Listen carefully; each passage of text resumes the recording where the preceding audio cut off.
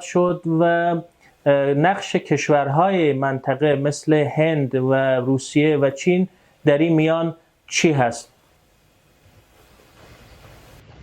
خب اگرچه ما برنامه دیگه دارم و وقت ما در اینجا بسیار زیاد شد و اونجا ما با دوستان نوشته کردم که برنامه ما طول کشید، کمی بر ما انتظار بکشند، چرا ما متوقع نبودم که برنامه قدر طویل شود و پرسش های شما همگی به جای است. من پرسش قبلی شما را جواب ندادم، من مجبور بودم با پرسش های جناب دکتر صاحب محترم باید چرا که اونا چیزی که میگن و ما که چیزی میگم ایره مردم میشنوه، این سند تاریخی است و میمانه و اگر ما ایره جواب ندیم باز به پرسش میمانه و با مردم همون نظر غلط تعقیب میکنن. فرضاً اینا گفتن که طالبا پرورده و آزادی پاکستان بودن و در اونجا بر اینا جایگاه داده شد و بر علیه یک نظام مشروع از اینا کار گرفته شد.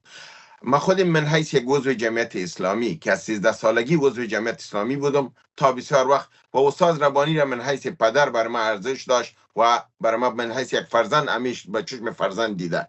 با او روابط شخصی و ارتباط او به جای خود، عقاید و برای ما به خود دکتر صاحب معلوم است که سرزمین ما مادر وطن ماست. برای ما از روابط پدر و مادر، از روابط شخصی، از گروهی تنظیمی بسیار بالا است. برای ما حرکت امارت اسلامی ارزش نداره اگر سرزمین ما نباشه. برای ما جمعیت اسلامی ارزش نداره اگر سرزمین ما نباشه. اولی سرزمین است که ما تو هستیم، در اینجا با هم هستیم. ببین امی جمعیت اسلامی، حزب اسلامی در کجا تربیت شدن؟ کلگی ما در پاکستان بودیم. امی پاکستان در اونجا ما را از من خود قبلگاه ما رئیس نظامی بوده. برای دکتر صاحب معلوم است که یک رئیس نظامی بعد از رهبر یک تنظیم نفر دوم بود و ما سر و کار ما کتی نمی استخبارات پاکستان بود. همه چیز شب و روز دادم روی ما گذاشته. چیزی که با طالب کرده با ما هم کرده. هیچ از این ما نمیتونیم ما بگیم که نه طالب غلام بود ما غلام نبودیم. اگر ما غلام نبودیم طالب هم غلام نیست. اگر با این کار خود طالب غلام بوده خیر ما هم غلام بودیم. درست ما غلام نبودیم، اما پاکستان از ما استفاده های غلط کرد و امو روند اصلی ما شما را به کجرایی برد. یکی. دوم اینا گفتن که باید خلیلزاد محاکمه شود.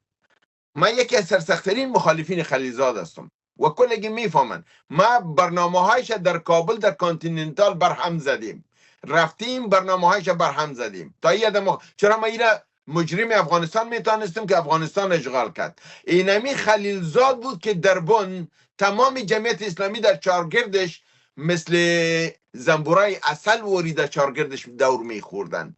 امی خلیلزاد بود که استاد ربانی را قدرتش سلب کرد و اینمی یونس قانونی بود، اینمی دکتر عبدالله بود و اینمی چهار اطرافش بود که استاد دیگه کس خلی سلام نکرده. خود اعضای جمعیت اسلامی کار کردن که امروز به کنفرانس بن افتخار دارن و این کار در او وقت که میکردن. چرا در او خلیلزاد مجرم و غلط نبود؟ چرا او در او وقت خلیلزاد محبوب القلوب بود؟ چرا خلیلزاد که در کابل نشسته بود امی تمام قماندانای شمال و جنوب به پیش میدوید؟ چرا دلارا در اونجا ماندگی بود نقد و اونا را میپرداخت؟ در او وقت بهترین انسان بود.